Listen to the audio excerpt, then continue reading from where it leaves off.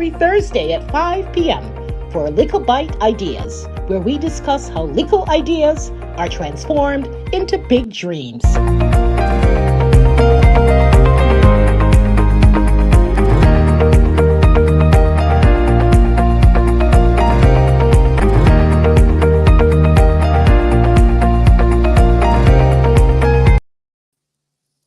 Good afternoon, everyone. I am Doreed Whitlock. I am the Chief Marketing Officer of Likkle Byte Ideas, and it's another Wednesday, and we're delighted to welcome you to another edition. Today is a special day. It is World Teachers Day, and it's also World Financial Planning Month. If we could get the teachers and the financial planners to work together, what a wonderful world this would be. I'd like to welcome my guest to the studio. Of course, I don't do this alone. I'd like to welcome my co-host, Megan Samuel Fields. She is the CEO of Samuel Fields Consulting Group. Good afternoon, Doreed, and good afternoon, everyone. So glad to be here again. Another Wednesday. Another Wednesday, and like I said, it's a dual celebration. World Teachers Day and also World Financial Planning Day. We want to welcome all of our teachers, past and present. Megan, you taught for a year? A term? I taught what was it? For a term. Really? I taught officially for a term, but I've realized over the years that I am a teacher at heart. Wonderful. Well, our parents were both teachers, so it's in the blood. I did some teaching myself in college. I don't know if you remember, but Mommy used to tell me years back, oh, you're a teacher, you're going to be a teacher. And I fought that thing. I so did not want to be a teacher. And I think that's what I'm going to be doing in my retirement years. I think I like the idea of teaching. Fantastic. Isn't that crazy? Yep. Well, we want to wish all of our teachers, whether you're listening to this broadcast, to all of our teachers past. We had some great teachers at the Antigua Girls High School. Wonderful teachers. And, as I said, we're here to talk about World Financial Planning Day as well. What a wonderful world it would be if we could get more teachers or get financial planning or financial literacy taught in school. That would be a perfect marriage. Absolutely. What a better world we would have. But we are delighted to have a guest with us. We have Cassandra Simon. For a minute, I had a brain freeze. Let's welcome Cassandra to our show. Hey, Cassandra. Okay, hopefully you can hear me because I am having some difficulty hearing you. So if you can hear me, nod. Yes, we can hear you. We can hear you loud and clear. So Megan asked me to talk about my top 5 tips for being financially well. And I don't think I've ever counted them. So I'm not sure I have 5. So if I don't have 5, Megan, please don't hold it against me. I surely will. The first thing I want to tell persons, I would tell people say that I am, no, you are rich, but you know what? I don't think I'm well. I think I am financially well. Can you hear us, Cassandra? Right. So she can't. My first tip to everyone would be to set yourself a goal. If you don't have a goal, you're going to be running around like a chicken without a head. People are killing themselves working to attain not financial wellness, but financial wealth. And you have to ask yourself, how much really is enough? How much do I need? Yes. The buzzword these days is about, breaking the generational curse, leaving some generational wealth. But I actually have a different mindset. And if you know any of my children, they will tell you, I have nothing to leave to them. Everything I own belongs to my grandchildren. Now, I only have one, and that's a miracle because I was told I was not going to get any grandchildren. Wow. So I said, okay, fine, that's okay. I have godchildren, so I will leave it for them. When I say that, obviously they will get something. But when I tell them that, it's because I don't want my children's ambition to be to wait around and to inherit. The ambition must not be to inherit. Likewise, my ambition should not be to use my children as pension plan. So when I say financially well, what I mean is that I can retire, I can enjoy life, and I don't have to be a burden to anyone. I don't have to have debt that keeps me up at nights. Yes. So when I go to sleep at night, I know, hey, the mortgage can be paid because I'm earning enough sustainable income. The car loan can be paid, and I'm putting aside enough to retire without being a burden, and to take care of, obviously, of my health care. Because as you get older, obviously, your health issues come in. Megan and I try and keep fit because we're at that age now when we have to watch our hypertension, our diabetes, our high cholesterol, etc., etc., etc., menopausal weight gain, and all of that. Whoa, so my financial wellness means that I can take care of me, maybe assist the children every now and then, and obviously love the grandchildren and take them out, but not for me to be stressed. I don't want to be stressed. So the first thing you need to do is to set yourself a goal. My goal is to retire and retire well, to enjoy life, to travel, to enjoy a hobby, do what I like. The next thing I have to decide is, okay, how much do I need to do that? And sometimes, even though you set yourself a goal, is your goal realistic? If you have to have 2 jobs, and just I think, which day was it?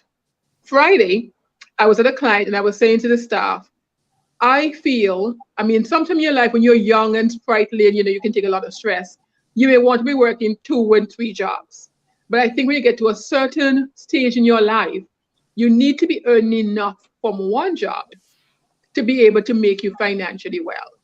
Now, the conversation started because one of the workers there said, I need to do this thing, but why I can't. Okay, why can't you? Because you're not paying me enough. So I started singing. I don't sing very well, but I was like, hit the road, Jack. There are lots of jobs out there, out there, out there, out there. So the point is, if you're in a job and it's not paying you enough, today I heard that the banks are telling persons, oh, you need to get married in order to afford a house. What? And the comment from the radio host was, shame on them. What is that for them to tell somebody? But are they being realistic? The bank is probably telling you need to get married in order to afford not a house, but a house of that size. Because just yesterday, I saw an auction and it was for a 5-bedroom, 4-bathroom house. And I'm like, in this day and age, why anybody, having seen that children travel, they go off to university, they're not coming back to little small Antigua, they get married. So here is it. I'm alone at home because my 2 children are now married and they don't live here. So I am alone at home in a house. So I have to re-strategize, what do I do with the house? Now, probably if I had known what I know then, what I know now, I probably have had them sleeping in bunk beds. Or maybe using a sofa bed or whatever not, but not building a large house or building what I'm in That wouldn't work. But if I'm building, I would probably build with an aim to, when the children move out, I can subdivide it, I can do an Airbnb, start booking on booking.com, Expedia, etc., etc. So these are kind of things you need to consider. Is the bank telling you to go and get married so you can afford a house, or is the bank saying to you, you have to get married in order to afford a house of that size? Yeah. Because all of us, I'm sure, can afford a 2x4 made out of board, but how many of us can afford a 2-story house with 5 bedroom and 4 bathroom? Because obviously we want to have a room for each child of every sex. So we have 3 children, 2 sons and a daughter, or 2 daughters and a son, and each child must have a room. So that's 3 rooms. Mommy and daddy sharing a room, of course, en suite with a large walk-in closet, king-size bed facility, and in a bathroom with sauna and jacuzzi, etc., etc. And we need to have a room for when our overseas family visit. That's all well and good. But is the overseas family coming and paying rent like an Airbnb? That's going to allow you to afford to pay on your mortgage. So again, like I said, you must set your goals, and your goals must be realistic. What can you afford on the salary that you're making, or the potential to make salary, to make more? Mm-hmm. So even this morning's newspaper, you looked at it, and I read the newspaper from page to page. And one of the things I find interesting as a personal financial planner and also as a banker is looking at the notices for auctions and trying to figure out, what went wrong with these situations. And today there were at least 8 properties for auction in today's paper. It's a like an eye-opening, a startling reality that things may start out right and things happen, stuff happen. So it could be a situation, a spouse got ill, disabled, the disability you're getting from Social Security is just pretty much making ends meet in terms of your therapy, trying to get yourself rehabilitated. There's no extra income to be saying paying a mortgage. And the other spouse, it could be the wife who is earning a lower salary, or even the husband who is earning a lower salary. That income alone is not sufficient to make the loan payment. So even with you having a spouse that allows you to make the payment, things can still happen, and you can actually fall into a situation where you can't make the payments and the bank is now auctioning your house for sale. And some of us may say, well, you know, the bank is wicked, but at the end of the day, the bank has its customers who have put their money in the bank and expect to get an interest.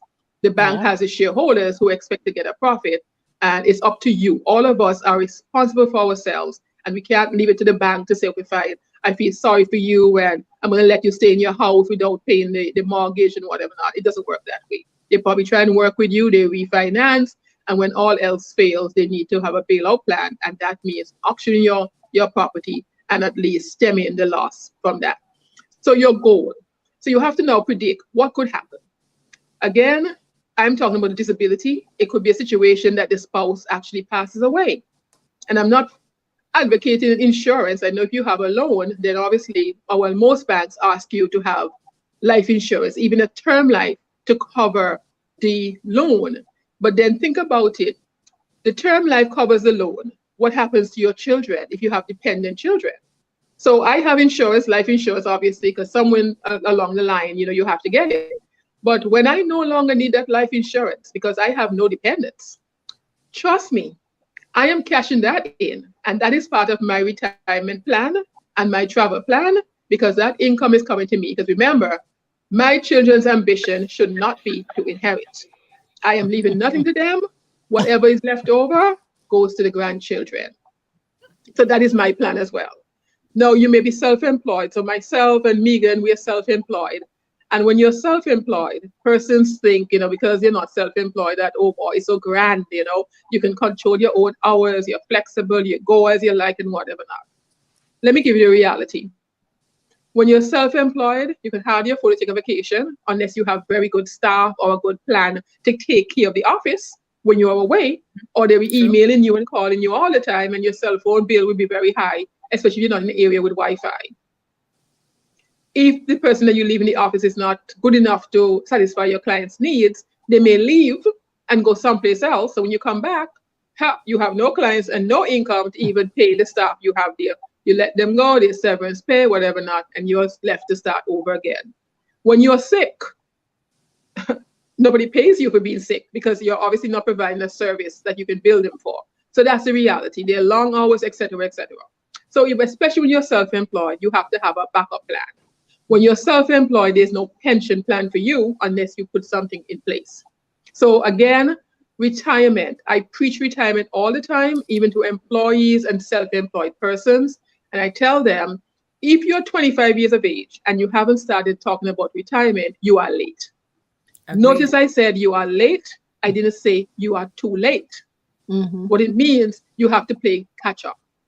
So you look at it, because if you're an employee, it may be a situation that you have somebody, your employer, obviously by law, is putting something into Social Security for you. As self-employed, it's mandatory for you to be paying into Social Security as well. But will Social Security be sufficient? They have a lot of self-employed persons who put in to be a minimum. And then when it comes times now for retirement, they're like, this little bit they're giving me, but how much did you put in? So you have to know the rules. So I know the rules, and I know the maximum I need to contribute on is $6,500. So I contribute on the $6,500. I know the rules in terms of retirement. Do I want to take it out early? Do I want to suffer? Because if you take it out early, and that's a problem that a lot of us, a lot of employees are facing, your employer, your company retirement age is different from your Social Security retirement age. Persons feel because Social Security retirement age is 65, my employer age is 65. Breaking news, that doesn't have to be true. So you need to ask your employer, what is the retirement age? If they haven't communicated to you, which they should have, you need to ask them, what is the retirement age? Now, it could be a situation, the retirement age that was communicated to you was 60, but you're feeling, well, government changed the retirement age, not government, Social Security, totally different. So because Social Security has changed the retirement age, that doesn't mean that your employer is mandatorily going to change the retirement age. So you need to have a conversation. So what's happening, persons are being retired from their employment at age 60, and Social Security doesn't kick in until 63, 64. I think now it's 64. By 2025, it will be, well, actually 63, it will be 2022. But by 2024, it comes to be 64 years. And by 2025, it'll be 65. So if you haven't done that math, and back then you did your math and you're saying, okay, fine, when I retire, I'm getting X amount from my employer, I'm getting Y amount from Social Security, we give me that, I can still pay my mortgage, you may have a rude awakening. In that, you're 60, you're only getting your pension from your employer, and Social Security doesn't kick in. It means you may have to go and get your Social Security early, and the earlier you get it, you're going to lose 6% per year, which can be a material amount for some persons. So I said that all to say, as part of my tips, and I don't know what number I'm at, for being financially well, is to educate yourself, ask questions, and as you ask questions, your circumstances change, you may actually have to retrofit the plan. So at the beginning, you're starting with your goals, you are setting a plan to achieve that goal, but circumstances may dictate that that plan gonna go up, and you have to go in the bag and pick out a new plan.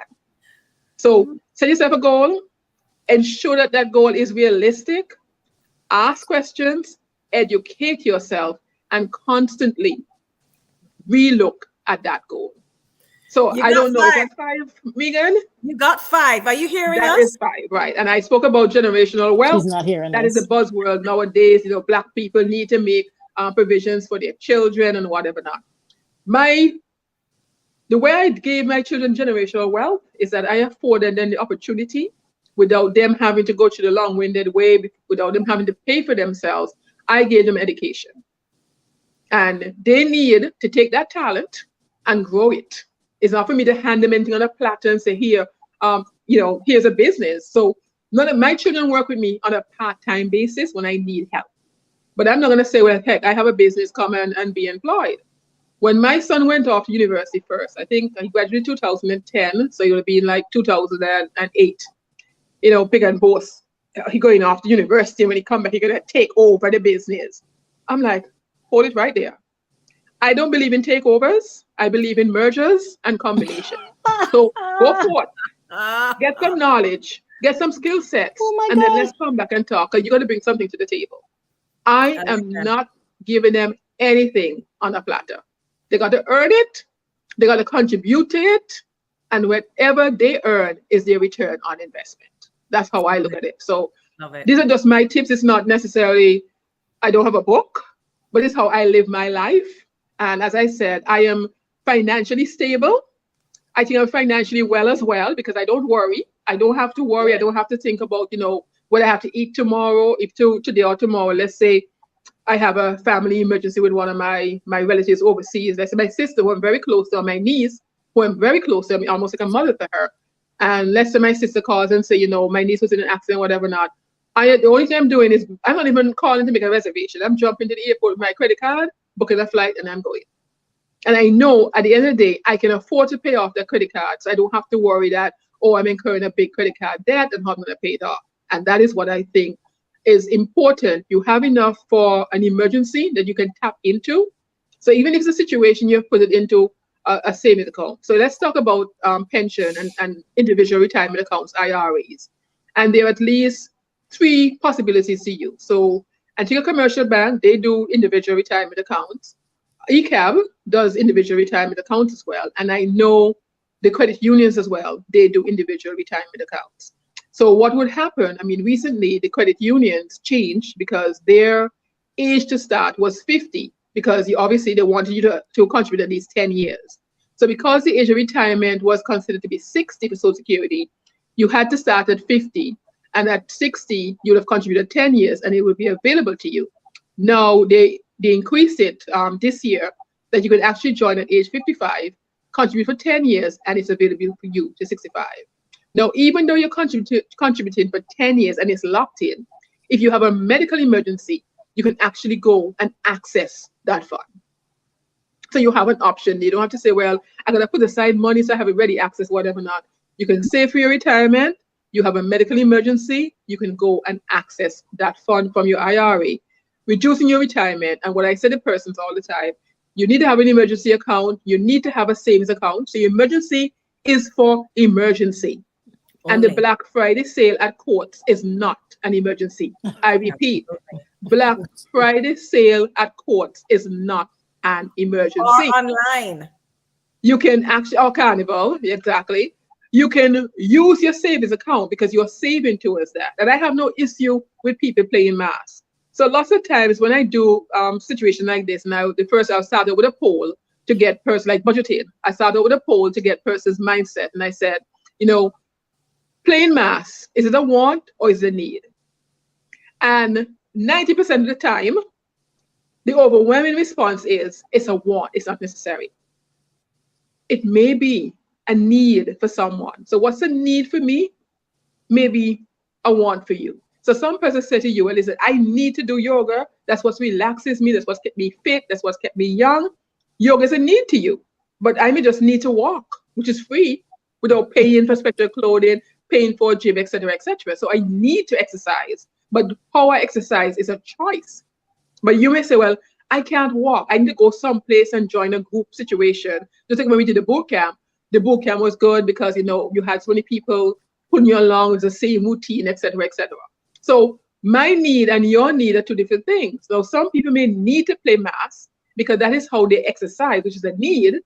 Because when I'm playing mass, I want to have flat belly, you know, good buns and whatever not, you know, wire waist, all that. So every year I mandatorily exercise because I am paying mass and I need to be in the skimpiest bikini there is. That is your choice. Some people need to pay mass because mass is how they distress. I mean, I know a woman, I mean, what we call high society, and she says she loves playing mass. And what she does, she said, I know I can't find the money just to pay at one time. So every week she puts a $75 envelope under a book in her china cabinet. So that's the important thing. If you need to do this thing, you may not be able to find the money, the $1,500, the $2,400, etc., to pay it at that time it's due. So you put money aside. So you don't want a situation, and we hear it every year, where after they finish playing mass, they can't find money to pay school fees. They can't find the money to buy lunch. They can't find the money to even pay their rent. Now, if you make yourself a budget and you decide again what your goals are, what your needs are, and you put aside money on a regular basis to take care of those when they become due, you should not be stressed. Why is it we have the Sunday before school starts, cool and smooth, top ranking advertising that they open on Sundays for your last minute school supplies? And I'm like, what has changed? I mean, for the time school finish in June, I'm going in July and buying those because I want to make sure I fix it and I forget about it. But now, Friday, stores are opening late to accommodate persons getting uniform. Is it because we have to wait until our month-end salary to do it? I saw someone post after CXC saying government should pay for the first 5 CXCs. And I was like, oh my gosh, how much do we expect government to do? And again, I want to talk about that. That's our mindset. And I blame politicians because in order to get into office, they promise us tote, bagay, and Sam. And when they get into office now and realize they can't do it, they backpedal. You remember George Bush Sr.? He said, read my lips, no new taxes. No more taxes, yep. And within the first year of getting into office, new taxes, because obviously that had to be done. So this person posted on Facebook and said, he feels that government should pay for the first CXC. And I say, you see, that is where the problem is. Because for the time your child enters preschool or creche, whatever you call it now, kindergarten, the eventual end of that journey is taking CXCs. So if you don't do anything else, you don't go on to A levels, you don't go on to university, whatever not, you pretty much leave school with some sort of CXC, or you take the exam, even if you don't pass any. So as a parent, you're supposed to be making provision for CXCs. and this is what they cost now. Extrapolate and say, well, listen, by the time my child gets the fifth form, it's going to cost 3 times as much, and you start putting aside money for that. Or we say, why don't they teach our children financial literacy in school? Teach your child financial literacy in that you say, well, listen, you need to pay for CXC. And what I'm encouraging to you, I will start you out. I'm going to make cupcakes. You go to school, you sell cupcakes, and that is your CXC money. And after the first year, what you need to start doing, you need to start using your own money to buy the supplies to do that. And that is how we're teaching financial literacy. We're teaching responsibility. We're teaching budgeting, and we're teaching entrepreneurship from the home, from hands-on experience, not necessarily the school book and not having the experience. I know another girl, and she is what we call rich, not high society, but rich, because she is in a family business. And she was saying that her children who attend private school take popcorn to school and sell. And they have the little piggy bank, and at certain times they open the piggy bank, and she takes them to the bank. They have their bank account, and they deposit the money. They can keep track of their bank account. So, little things like that. Get our children involved as early as possible. And I have a funny one. I'm going to end off with that, and how we get our children involved as well. So I have a friend, and she set her budget, single mother too.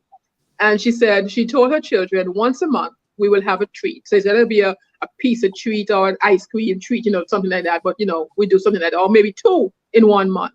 But in order for us to have that treat, the electricity bill must stay within a certain level. These children are always on TV, they're on the games, whatever not. So she's in the bathroom, and pop, light gets taken off. This is her daughter. You don't need to see for what you're doing, because she's making sure that electricity bill stays within the goal, because she wants her pizza date. That is hilarious. So they're just little things. So I'm going to end and say, you have to decide. I mean, I'm giving you some tips in terms of what I do and what my friends have done, but you have to decide what can work for you. So some people will say, I can't be so mean and cheap. Some people will say, well, I have one life to live. That's fine, right? I didn't touch on insurance and health insurance. I talked about life insurance in terms of taking care of your mortgage, whatever not. But I believe that health insurance is more important than having life insurance. You look around and you see how many fundraising efforts there are to take care of persons when they're medically ill. You will see how many GoFundMe pages there are. And if I am making plans and I'm making provision to pay my insurance, I may not have anything in my budget to take care or to help you with your GoFundMe. As much as my heart bleeds for you, and as much as I wish I could help, I haven't budgeted for it. So I may not be able to help you. There are times when I may be able to help, but I have to consider myself. I have to consider my close family members. So that is something we have to always think about. We can't decide that we're not going to take steps to ensure our financial wellness, to make sure that we have our vehicle insured adequately. We can be third party insured, but when we hit somebody, the insurance takes care of them, it doesn't take care of us. Do we have enough money, or do we have the ability to go to the bank and take out another car loan? We don't insure our house because we have finished paying off the bank. Let's say there's a hurricane, not so much earthquake, there's no danger from earthquake as such, but let's say there's a hurricane or there's a fire, maybe not in your house, but in your neighbor's house that spreads to yours. You have no insurance. Can you go back at your age to the bank to borrow money again to take out another loan when you're just here breathing off? That mortgage is finished. And when you get ill, do you have the family members who are committed enough to be going around and barbecuing chicken and fish fry, or enough friends or enough concerned person to be doing a GoFundMe? Yeah. And these are questions you need to ask yourself, because at the end of the day, no one is responsible for you but you. Well, Cassandra, you have given us, I can't even say a mouthful. You've given us several mouthful. Are you hearing us though? Because we were trying to.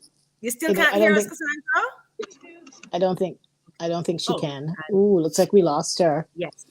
Well, we didn't get a chance to introduce Cassandra properly. I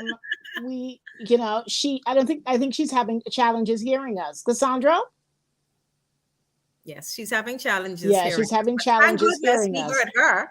Yes, so, loud and clear. Loud and clear. Loud and clear. So I think most people know her. I had to sum up. Yes, and of course, Cassandra is the newly appointed chairperson of ACB Mortgage and Trust. And we didn't get a chance to congratulate her, but hopefully she can hear us. And we're very proud of her. And for those who don't know Cassandra, you can see why she's overqualified and equipped to function in that capacity. Oh, yes, a absolutely. wealth of knowledge, and she breaks it down in very simple language that we all can understand. But I hope she can rejoin us. But essentially, I took some notes while she was speaking.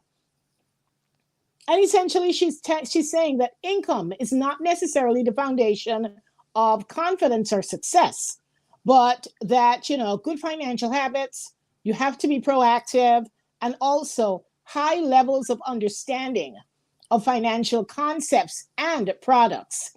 That is what will definitely get you to make improvements in your life. She also touched on something that we often talk about, Megan. She talked about your mindset and your lifestyle. I loved it when she said yes. that. That's so true. And I like, even what she was saying about not leaving anything for her children. I know she really meant actual substantial stuff, cash and house and property. Get the property, they're not getting any cash. But so you're hearing us now. Woohoo! Yes, I am hearing you now. Yeah. Okay, good. Yeah. Great. And then I saw the chat, someone said slow down, but Megan gave me 20 minutes and I took 30. But no, it was really great information. Awesome. And we realized that you couldn't hear us, but it was an amazing presentation. Yes, it was. So Cassandra, so today is World Financial Planning Day. And I think with all of the information that you have provided, it's great information. But I think what we want to talk about is financial planners. And having provided the information to our audience, how do we convince folks out there that they do need a financial planner? It's something they absolutely need to get the ongoing advice, the training, the exposure, someone who, almost like a coach, someone who stays on top of them. Some of us really need that. Tell us a little bit about that. I agree with you. And I don't know about convincing people. Sometimes I find, because I really had a few people that came. I had one, I think 2 weeks ago that came to me. And she was referred from a friend of hers who pretty much, she has been here around 3 times. So her friend said, you need to go and see Cassandra. And sometimes, not just financial planning, but I think just a listening ear, because she started talking and I said to her, okay, fine, slow down. And, she have all these projects she's going to use, like she's going to get the income from this one. She's going to sell this property to do this one and do this development, whatever not. And I said to her, slow down. I hear you, but what you need to do is to examine each project individually. You don't want to be selling a property that you have now to invest in a project which may not be income generating, or you may not get to develop it and sell it at the same time. So you need to examine the project and see, if I do this, what is the next step? Because if you don't do that, what's going to happen? You may be throwing good money in the hand for the hope. A bird in the bush. In the bushes. Yeah. So persons have been coming. So after I said it to her, she said, I know exactly what to do, but in talking to you now, I'm more streamlined in my thought process and things. So, I said, well, why don't you talk to this person? I said, okay, fine, hold on. Because she's saying, no, she has a friend that's going to help her with that. And I said, hold it right there. Is this an intimate friend? She said, no, it's a good friend. I say, well, do me a favor. Get a non-friend estimate and do your plans based on that estimate. Because you know how it is, friends will tell you they're doing something for you up front. Then at the end of the day, they say, well, yeah, but listen, I didn't expect so much work, and you're making money on it, so I thought you would give me something. I said it was nothing. But you have done your plan based on that friend telling you it's nothing. But to do your plan with the correct cost and examine if it makes sense with the correct cost, rather than this friend, doing it for free. Right. So she agreed. And then she went ahead on that. Early in the year, I had this lady that came to me, and it's a marital situation. She needed to exit the marital home, and she's looking at purchasing, not a big property, purchasing a property, one of these project houses. But she's a bit concerned as to whether she could do it. So when we looked at, I'm looking at it, bam, bam, bam. And I said, well, what is your income? And I said, well, why are you here? I said, you're working for what couples work for. You can do it. So she says, I said, well, what sort of savings do you have? She didn't have a lot of savings. I say, is that because you're being contributing to the marriage book? She said, yes. So I run an amortization table for her. I said, what's the bank talking about in terms of interest rate? How many years are you looking at? What's your age now? And when I did it for her, I said, this is the amount you have to pay the loan. So let's look at your net salary. And when I asked her net salary, she gave me a figure and I say, what are you paying? That's your net is so much less than your gross. And she said when she said her net, she took out her tithes. So she pays her 10% tithes. So she took out her tithes out of what was her net. And that's why she was so low. So even with that, because if should come to push, I like the fact she took out her tithes.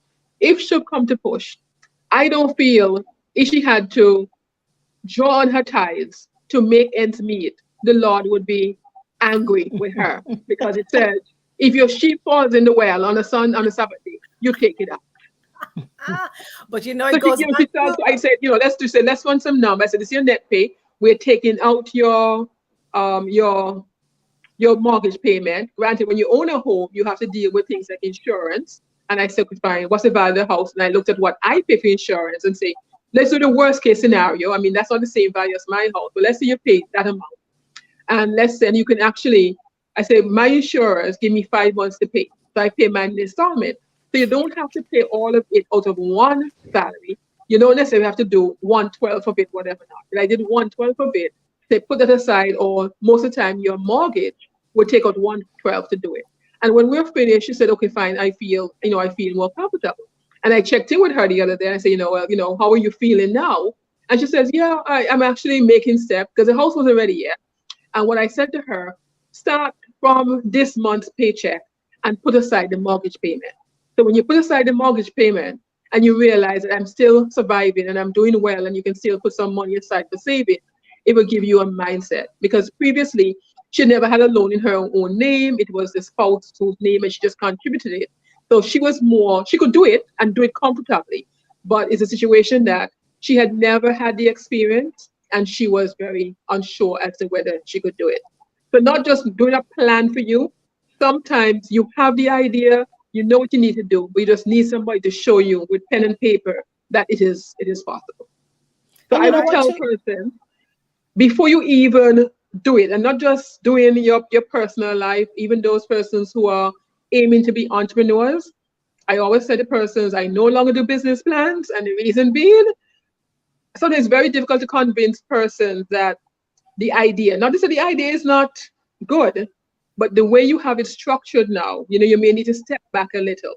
Some person, when they start in a business, they're planning now for where they need to plan to be in 5 years. So there's too much now that is top heavy, as opposed to taking it a little slower, moving along, and then see, where you can go. So the same way you're doing a business, I believe you should get a financial planner, somebody who can assist you with a business plan, somebody who will tell you upfront that what you're proposing in its present structure doesn't make sense.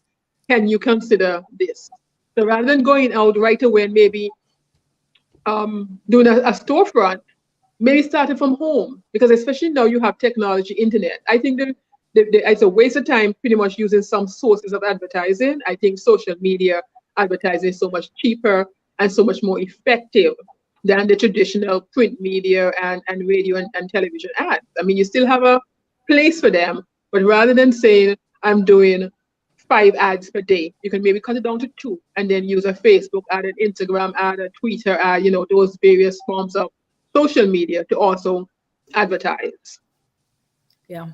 So I like what you're saying. Yeah.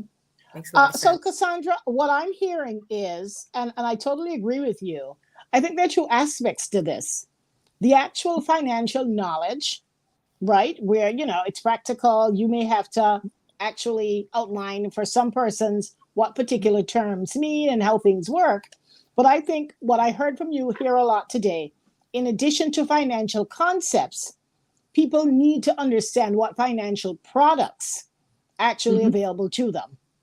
Correct. Right? And then the other takeaway for me that I heard from you is, for a lot of us, we don't think long term. We have to embrace more long term thinking.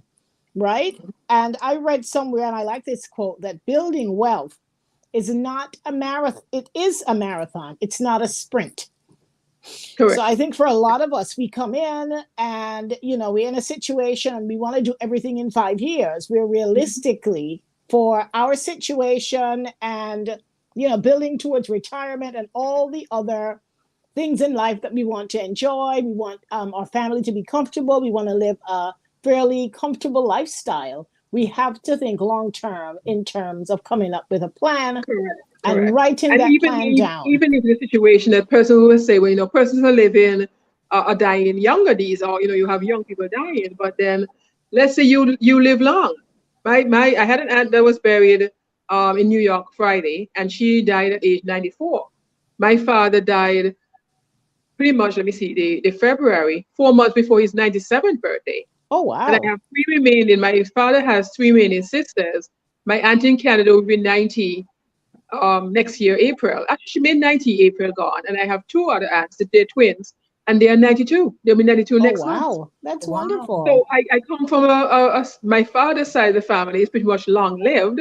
My mother is now 2 years away from 80. She does have her health issues, but her mouth is strong and her brain is still going, right? So I am calling it into existence that I will live long. So I am budgeting that I will live until my 90s. My dad said my dad died at 91 and I will live until 91, and he lived until almost 97. Oh, wow. Yeah. So it's the case that is how my children will get something, because I am budgeting to live until I'm 100. I have to outlive my dad. And if I die before that, obviously there'll be something left in the kitty. That's funny.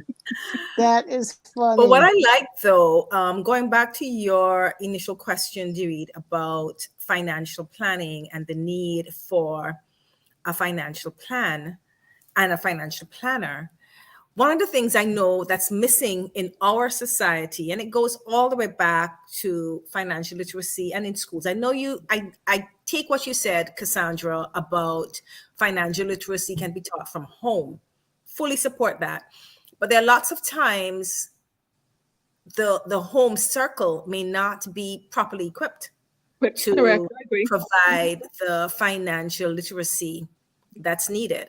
And so I do believe we have to get something in the schools as early as possible for the young people. But in terms of the actual... It is in the schools, Megan, but I think it's how it's done. I'll tell you my experience with my two children. So they're 5 years apart. And when my son was doing, I don't remember, I think it was a council, either council or principles of business. They actually had them in groups and they had to do it an actual real experience in terms of having a shop. And they decided they were going to sell snacks. So I remember I used to have to drop the cooler to school in the daytime, and in the afternoon I was going either Christo's or to Bargain Center, because you could get the soda by the case mixed rather than have to buy 5 cases, whatever not. And I was buying the drinks and whatever not. Somebody else was bringing the ice, and somebody else, peers, was doing the fried dumpling and the chicken, whatever not. So they were actually selling. They kept their receipts so they could actually do their financial statements in terms of their cost of sales, their overheads, the income, whatever not. And when they were finished, because it was a partnership, they divided the profits. Fast forward 5 years, when it's my daughter's turn, she gets a case study to do her SBA on, because there's a canteen at school and they cannot compete with the canteen. Oh. Well, so we do have an issue. Right. So I understand what you're saying, that sometimes, and this is why it's important for you, but you're doing this little program, Little Byte, and for persons that join these and hear your different audience and get ideas. So whereas now the home may not have the capacity, with the good work that you're doing, hopefully you will pretty much empower them to have the capacity to realize that what I didn't think of as being a teaching tool is actually a teaching tool. Absolutely. Yes. So we would think, some of us would say, oh, I'm not burdening my child with chores, because there's washing machine, they throw it in the washing machine. But I mean, even I have a little, my son has a stepson, and I put him in the bath, let him wash his socks. He doesn't do as much washing as I did as a child, because I didn't have washing machine. but he must know how to do and make it in a scoop sound. Scoop, Scoop But sound, Megan, yeah. Because you know, that scoop is hold not that thought, clean. ladies. scoop, scoops. But hold that thought, ladies. Megan, let's take a break to see if we have any questions or We comments. actually do And when have we come comments. back, when we come back, I want to talk about digital tools. So Okay. you can, there's a financial planner, which we encourage persons to seek the advice of informally or formally from someone who can guide you with your financial planning. But then I want us to also think about some of the digital tools that are available that we can begin to use on our own and autonomously begin to implement better management strategies to manage our money. So let's see what our audience has to say. Okay. We have Janice Davis Asidu saying, good evening, everyone. Janice is an old school friend. So, hey, Janice. Hi, Janice. We also have from Ramona Samuel. Oh, she says, Megan Samuel feels you would have made an excellent teacher. I think I would. And you know It's what? not too late. You can volunteer. Teachers are striking. I still do teaching at different levels. My children don't like it because when I teach them, they think I'm a little too strict. It's not a good fit. No. Junior Ogbu says, speak. I totally agree. And I think she was referring to all the tips that you were giving, Cassandra. Fanny King, who's a regular, says, great show. Jacqueline Yearwood, another schoolmate, says, excellent presentation. And it surely was. We have Pauline Williams Sylvester. She says, thank you for those financial tips. And Janice is saying, hey, Janice. So that's what we have so far. One thing I wanted to say, though, before we go into discussing the digital apps and other things that we can do digitally with the whole financial planning, one of the things you said, Cassandra, was mindset and people needing to have a particular mindset. And what I have found is sometimes as a planner, because we have, as a financial planner, because we have the experience, we've been exposed to different things, different scenarios, when persons come to us with their particular idea or their particular plan, because of our experiences, we can look at that plan more objectively and we can get them out of the mindset they have into more of a business mindset. Because what I find is people have an idea and it becomes their baby and they only see the good and the benefits.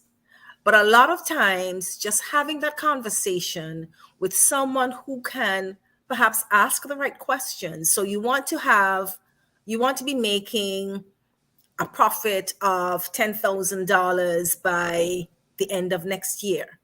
But somebody asking the questions, what about salaries? How are you going to pay salaries? What about rent? How are you going to pay rent? And asking some particular pertinent questions that they may not have considered, it would take them from the mindset of, okay, this is my baby and I know that this is going to work, into let's face the hard facts, the hard reality that it might be a great idea, but it might need some tweaking. And it might mean you don't get your profit in year 5, but if you stick to it, you might get your profit in year 8. So what I want to encourage persons is to speak to a financial planner, someone who has the knowledge and the skills to help you with whatever you're doing. And that scenario I just gave was just for if you had a business, but that's not all. You might have struggles in saving. You might have struggles in just, making 2 ends meet. Having a conversation with a financial planner, a financial coach could just be what you need to get you on the right track. So I would encourage everybody to reach out and see how you can get on the right track. And with your Megan, it could be as simple as maybe you need to go on and refinance, because sometimes And when I encourage, I'm talking about digital tool, the read. I always say to the person that lady that came to me with her mortgage situation, what I did to her, I emailed her because it's free. You can actually go online and you can download a loan amortization table. Mm-hmm. Put in the number and it will tell you exactly how much you have to pay. And you can do different scenarios because time and interest rate are the two most important things. Yeah. I remember one time, and some banks do it, they actively go after clients and say, well, listen, we can do better than what you are getting now. So I had a friend and his wife is an accountant, and the bank, another bank, not his bank, contacted him and said, listen, we can give you a rate of 6.99, which is 7%. And his wife was like, yeah, let's go take it. That's much better than what we are getting now. So he called me, said, no, let's call Cassandra. So he called me and I said, well, what's your interest rate now? He said, I think it was 10% he was paying at his existing bank. And I said, how many more years do you have before you're finished? He said, 9. I said, fine, I'm going to send you a spreadsheet, do the math. So if they're offering you 6.99 and they're telling you over 15 years, you may be worse off. Because even though the interest rate is 7%, the fact you're going to go 6 years longer, Yes. there's no benefit to you. So that is Yes. when, all that his wife heard was 6.99, but she didn't realize 6.99 for an additional 6 years may not be it. And that is how a financial planner can actually help you. Because as you say, experience and knowing is not just the rate you look at. You have to look at the rate, you have to look at the time. The other thing as well is there a prepayment clause. So then some people, if you get like with me, at one time I had 3 loans. And because I was accustomed to not doing that loan payment, when I completed the loan that was 3 years, I used that loan payment as an additional payment on the other loans.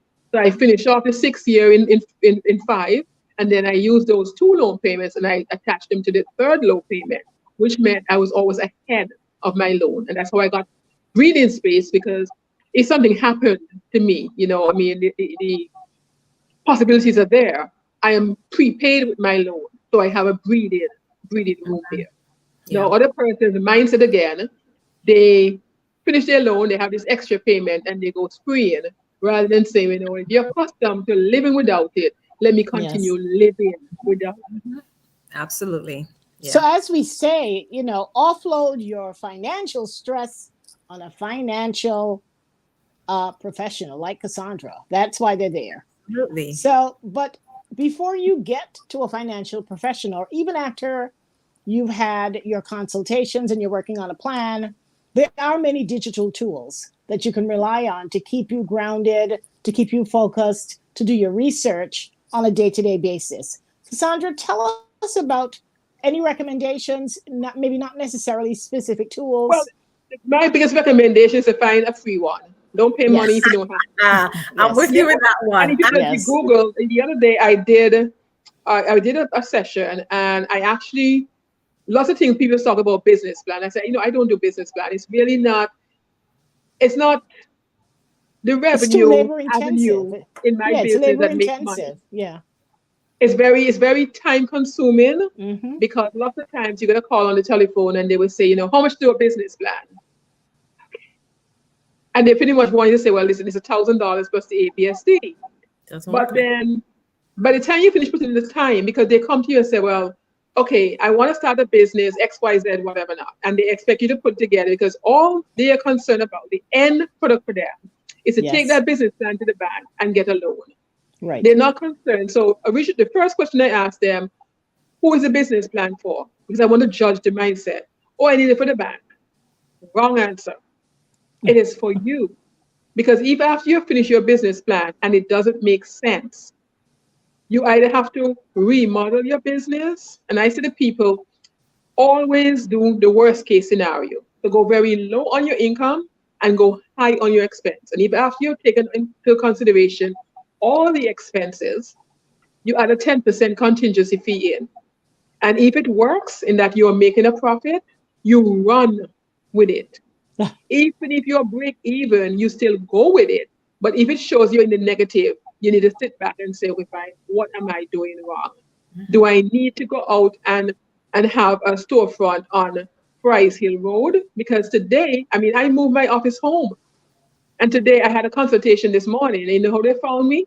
I pin my location and WhatsApp it to them. All right. So do I need to All be right. in a high profile building on Frighton Road paying $10,000 a month in rent and my income is only 12,000? So those are some of the things you may need to think about in a business plan. But as Megan said earlier, sometimes you cannot change the mindset. And I remember a young man, I was referred, ABIA, Small Business Consultation, and he was referred to me. And he came with his figures. And he's asking me if I think it's too much. I don't know. It's your figures. I said, well, fine, let's look at it. He is printing T-shirts, and he's going to be selling T-shirts, enough T-shirts to make $45,000 each and every month. Right away, red flag. There is absolutely no business unless you're renting and you have tenants and they've signed long-term leases that you can be making the same amount every month and all your units are fully occupied. If you're selling a product or you're selling a service, your income is going to be zero. $45,000. Okay. How much are the T-shirts? $70. Now, I find that high, but then I don't wear T-shirts. So I said, well, isn't that expensive? He said, no, they're special, specially printed. You can choose your design. So I looked at his plan. I said, well, how do we choose our design? You have an album or what? He said, website. I don't see anything here in your plan for website development or website hosting. So right away, your concept is flawed. I said, well, $70 a T-shirt, $45,000. How much T-shirt are you going to sell per month?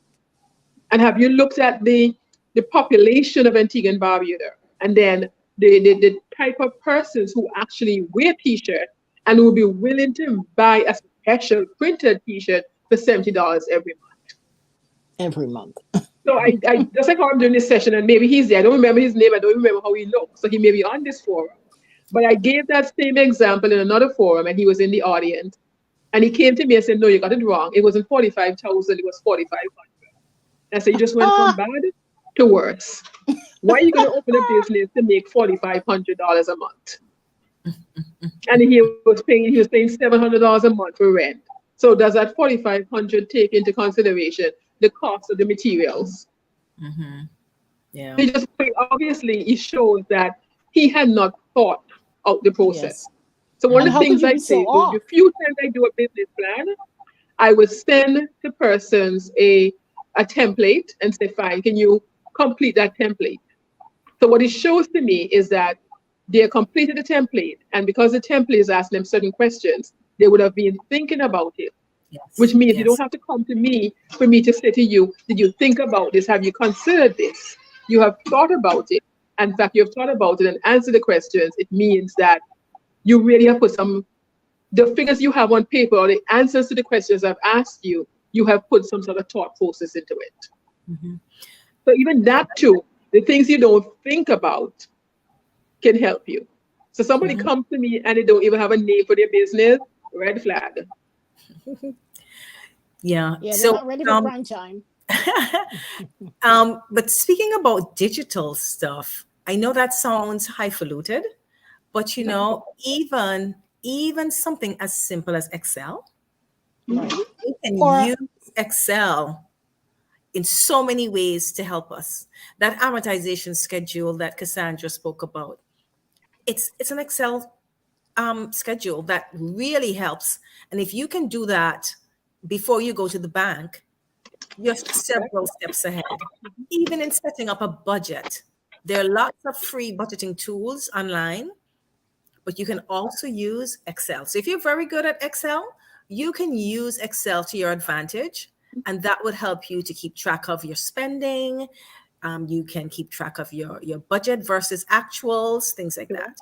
So it's not, and I like what Cassandra said, and I support it 100%. So many things are free. Go online and get the free stuff. But there's so many tools. And what is not free is cheap. It's cheap. So I found, and I shared it because that same session I did the other day, it was for small businesses. And I found an app. I didn't purchase it, but I'd shared it with someone who normally comes to me, the one I said who had been here several times. But she said, she was online and she couldn't find a business plan template that matches hers. And I said, well, it's not supposed to. Because if it matches you exactly, then what's the sense? You're not putting any thought into it. So I went online, I found it. It was like $37 US. But when I looked at it, I looked at the trial version, and it actually asked you questions. And based on the answers to the questions, it populated your business plan. Okay. So that is something I've actually referring persons to. So even though it's not free, it's $37 US. If you're going into a business and you can invest $37 US to ensure that you're on the right track, it's much cheaper than coming to me, right? Yes. I'm not trying to lose business, but I'm trying to help you. And like I said to persons, if after you've done the first set of it and you stump or you feel you want somebody to look over it and validate your effort, come to me. But at the end of the day, it'd be much cheaper coming to me. I still can't tell you what the price of a business plan is because it's a time spent basis. The more work you do is the less time I spend, and the less time I spend, it's pretty much cheaper for you. I don't know about banks in Antigua, but I know my bank, and typically banks in the States, your statements. I admit that I don't always pay as much attention to my statement, but the banks are now getting so much more sophisticated that they actually use a lot of historical data, your historical data, to update you on what your spending is, your balances, your credit card balances. So you can get to see over time how your activity changes in certain areas.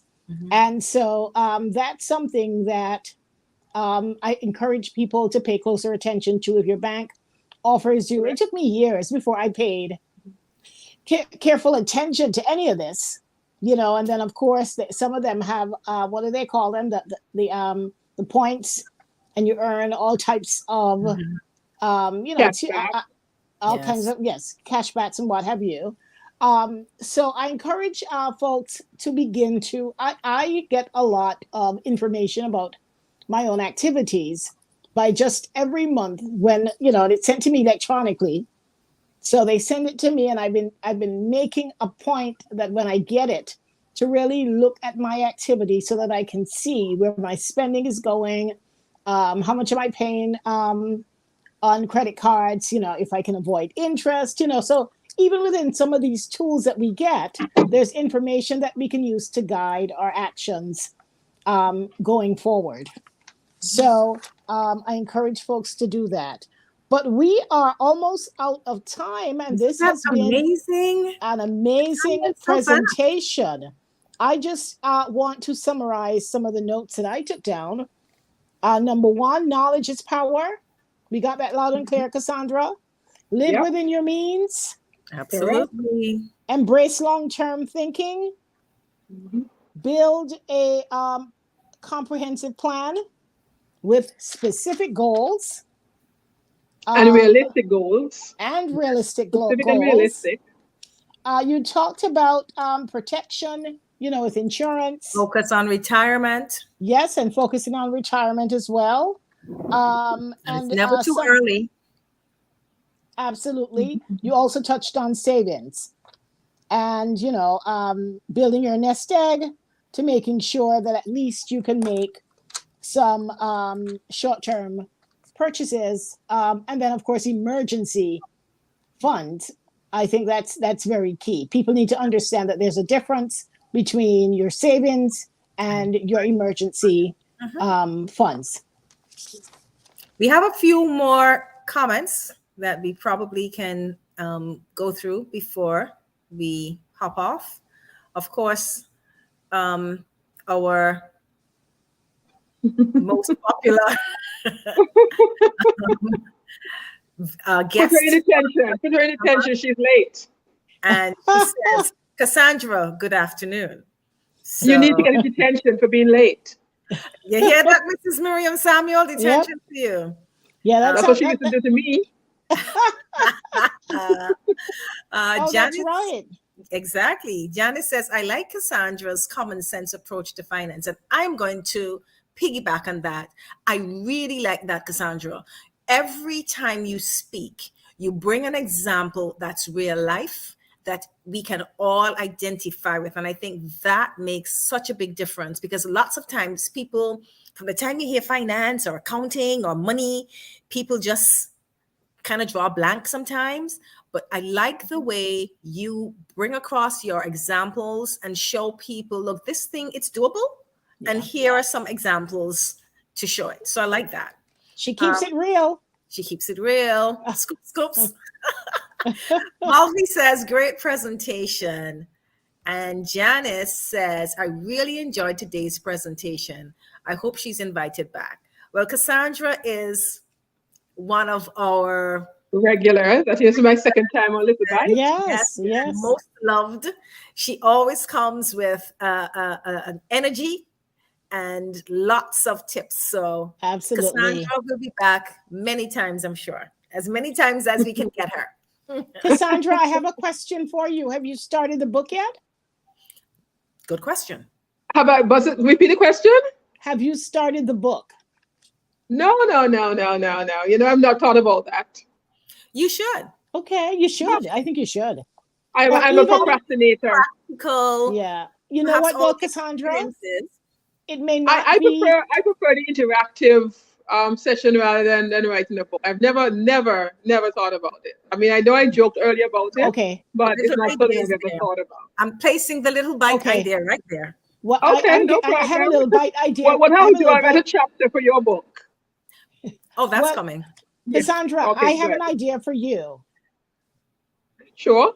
We don't always have to think of the traditional book, you know, the 120 pages. What we've been doing a lot for ebook or an ebook. We've been doing a lot of ebooks. So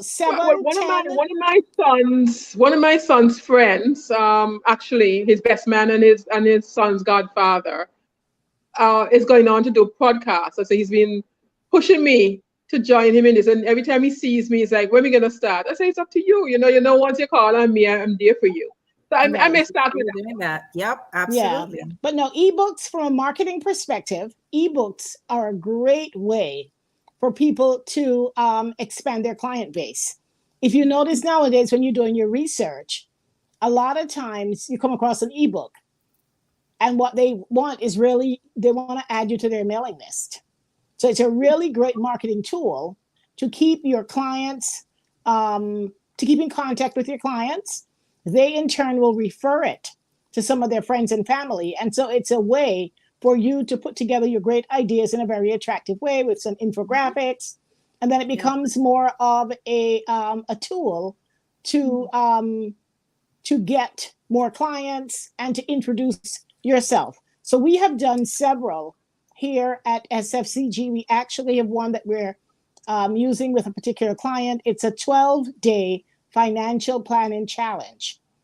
And so what we've done, we've gone in and we've given them a 12-day roadmap to improve in their finances with different activities, advice, a lot of Excel spreadsheets like you were talking about. And so it's a way for their clients, we're doing a financial wellness education program. So it's a way for their clients to go through the process in a not so intimidating way to understand some of the fundamentals of financial language, and also with some mindset changes that we suggest that it's done in a fun way. So I don't know that I would ever write a book, like a traditional book, but I like ebooks. It's a thought. I mean, sometimes you don't think about it, but you make it sound so easy and doable. Definitely. Well, it's essentially recording your tips. New Year resolution. That's it. I'm not losing weight this year. I want to write a book. Exactly. So I'm saying you already have your 5, 10, 15 tips that you continue to present. Just sit and focus on those tips and how you can organize them under several themes. A lot of times you're probably going to be using the same 15 tips packaged in different ways, but it's a good way for someone who's come to introduce yourself, and it's a good referral tool for someone who doesn't quite understand the service that you provide. So you're just so good at this with this information. That's just my little idea for tonight. Yep. So a book, regular book. Thank you. Definitely. Thank you so much, Cassandra. This was good. We're way over time now, Jareed. Yes, we are. I'm sorry. I try to speak fast. We definitely have to have you come back. We also yes, want to remind persons that this is Financial Information Month. It is. And so next week, we are going to have a special guest where we talk about financial information. Megan will tell you more about that. Right. So next week, so this month, as you've said, Reed, it's Financial Information Month, and the ECCB is really pushing Financial Information Month. And so we have activities throughout the entire month. Next week, we are going to have the manager of the ECCB agency office, Mrs. Carol Ford Harrigan. She will be our guest, and we will be speaking to her about financial information, the need for us to partner together, for us to find the right balance. There is a theme that I don't remember off the top. Enlightenment, partnerships, and balance. So that's not the whole theme, but right, those are the three main things: enlightenment, Right. partnership, and balance. So we're going to speak about that. It's going to be very interesting. There are going to be some prizes that will be given away next week. So I encourage all of you to make sure you join us next week. You will get loads of information, you will have fun, and hopefully you'll win a prize. So we will see you next week for sure. And tell a friend. Yes, you're definitely in. Most of our shows are very light-hearted and lifestyle-oriented. For this month, we're really focusing on the heavy. Be prepared to come to school, come to class with your notes. You're going to be offering lots of information, tips. What did I see them say on the AICPA website? Tips, tales, and teachings. Tales, interesting. Yes. Okay, So, we'll have some stories. Yes, we will. So we are way past our cutoff time. We just want to say thank you so much, Cassandra, for being an amazing guest. We have to have you back in a two-part series. Thank you so much. We want to thank Nicholas, our technical guy in the background, who helps us put this show together. And to all of our amazing guests, thank you for tuning in.